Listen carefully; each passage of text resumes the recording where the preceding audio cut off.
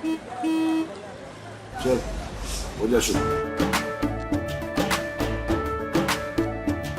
केसरिया से मन जोगी हुआ रे, दिल झूमे देखो पतवारा हुआ रे, दिल झूमे देखो पतवारा हुआ रे।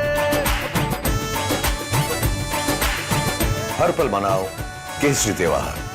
विमल, बोलो जुबान केसरी। जिस तरह की गिरफ्तारी की गई थी बिना किसी सॉलिड पड़ताल के, बस हटा देना है इनको चुनाव से।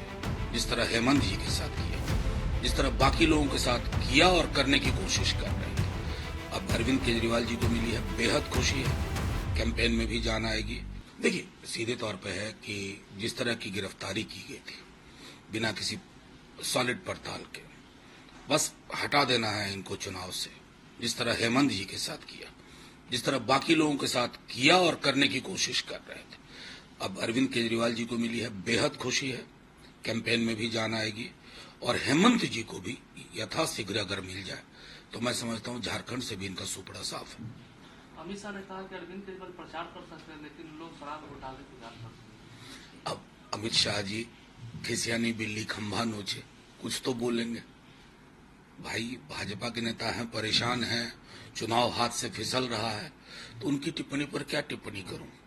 हमने तो, मेरे पास तो लंबी फेहरिस्त है कैसे आप अधिकारियों पर आप लोग दबाव बना करके कह रहे थे कि उठाओ उठाओ।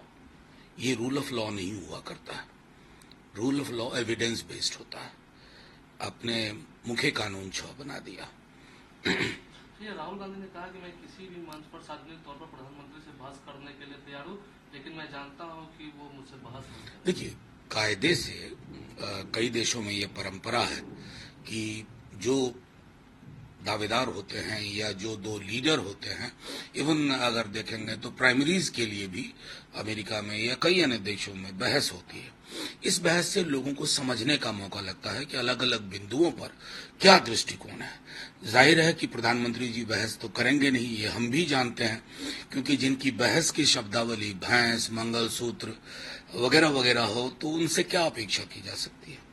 अमित शाह ने कहा है कि कांग्रेस भारत को डराकर पीएपी को पाकिस्तान देने की कोशिश कर रही है। अमित शाह जी बहुत गंभीर पद पे है, बहुत महत्वपूर्ण पद पे है, उनको इतनी हल्की बात नहीं करनी चाहिए। ये हल्की बात करते हैं ना तो अपने पद की गरिमा का भी वो उसमें स्खलन होता है, उसमें मुश्किल होती है। मैं समझता हूं कि सरकारें आएंगी जाएंगी, चुनाव फिर होंगे, लेकिन अमित शाह जी इस तरह के बयान ऐतिहासिक रूप से दर्ज हो जाते हैं। कृपा करके देश की अखंडता, उसकी सुरक्षा के मद्देनजर कोई ऐसी गलत बयानबाजी ना करें जिसे देश को पश्चाताप करना पड़े।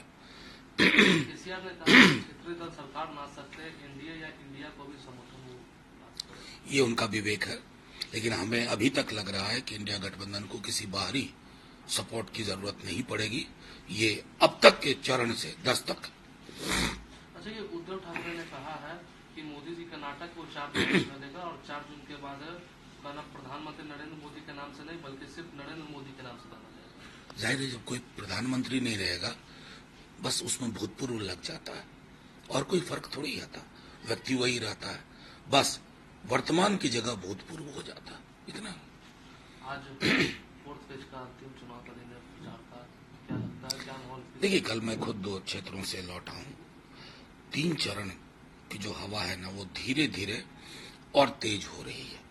तो हमें उम्मीद है कि लोग नौकरी के लिए वोट करेंगे। बिहार में तो खास तौर पर नौकरी मतलब तेजस्वी हो गया। आपको ये बताऊं, ये किताब चल रही है हर जगह, वचन पत्र। लोग इस पर, लोग थाली पे वोट करना चाह रहे हैं। लोग आसमानी मुद्दों पर नहीं करना चाह रहे हैं, जमीनी मुद्दों पर, संविधान की रक्षा के लिए, अपने रोजगार की रक्षा के लिए उस पर वोट कर रहे हैं।